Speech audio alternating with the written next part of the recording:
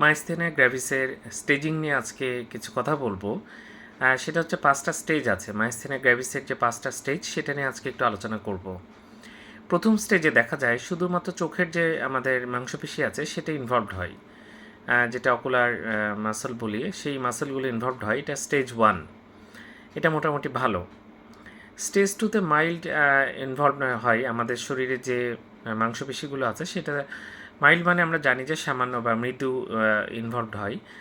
আর moderate হচ্ছে বেশি, দেখা যাচ্ছে যে অনেক বেশি ইনভলভমেন্ট হয়ে গেছে এবং ক্লান্তি লাগছে এবং দিন শেষে ক্লান্তিটা বাড়ছে, কাজ করলে এই ক্লান্তিটা অনেক বেড়ে যায়, শরীরের যে ক্লান্তি।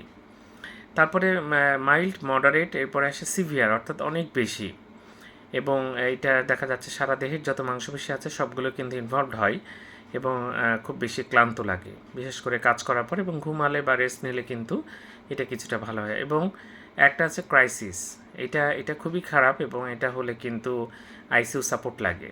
এটা আমাদের যে মাসল নিয়ে আমরা শ্বাস প্রশ্বাস নিই, যে মাসল দিয়ে, সেই মাসলটা কিন্তু ইনভলভড হতে পারে। যাকে এরকম 5টা স্টেজ আছে মাইস্থেনিয়া গ্র্যাভিসের। ধন্যবাদ সবাইকে।